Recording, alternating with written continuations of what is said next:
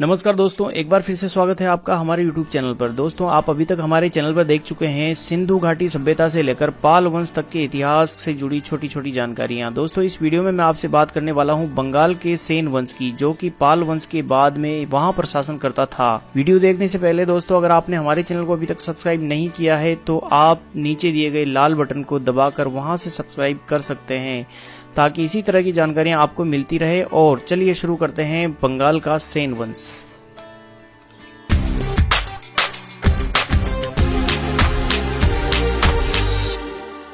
सेन वंश का मूल पुरुष सामंत सेन था, जिसने बंगाल के सेन वंश की नींव डाली थी। सेनों का उद्भव दक्षिण में ही हुआ था और वे अवसर पाकर उत्तर भारत की ओर चले आए और बंगाल में अपना राज्य स्थापित कर लिया। सेन वंश के लोग संभवतः ब्राह्मण ही थे, परंतु अपने सैनिक कर्म के कारण वे बाद में क्षत्रिय कहे जाने लगे, इसलिए उन्हें ब्रह्म क्षत्रिय भी कहा जाता है।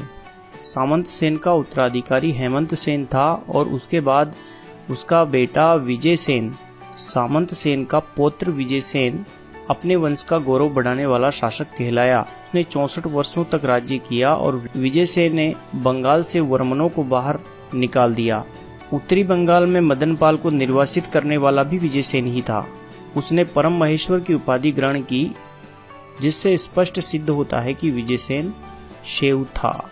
सैन्य विजय के साथ साथ उसने सांस्कृतिक एवं धार्मिक कार्यों पर भी जोर दिया। उसने शिव मंदिरों का निर्माण करवाया, एक झील का निर्माण करवाया, विजयपुर नामक नगर बसाया। पूर्वी बंगाल में विक्रमपुर संभवतः इस वंश की दूसरी राजधानी थी। इन्हीं उपलब्धियों के कारण विजय सेन को सेन वंश का वास्तविक संस्थापक कहा जाता है। अब बात करते हैं बल्लाल सेन की। बल्लाल सेन बंगाल के ब्राह्मणों और अन्य ऊंची जातियों में उसे इस बात का श्रेय दिया गया है कि आधुनिक विभाजन उसी ने करवाया था।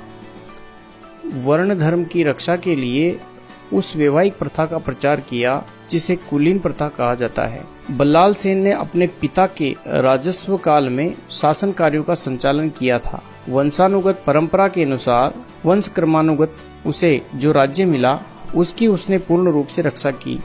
इसका राज्य 5 प्रांतों में विभक्त था। उसकी 3 राजधानियां थी, गोडपुर, विक्रमपुर, स्वर्णग्राम आदि। बल्लाल सेन ने अपने गुरु की सहायता से दान सागर और अद्भुत सागर नामक ग्रंथों का प्रणयन किया। दूसरा ग्रंथ वह पूरा नहीं कर सका और उसे अधूरा छोड़कर ही मर गया।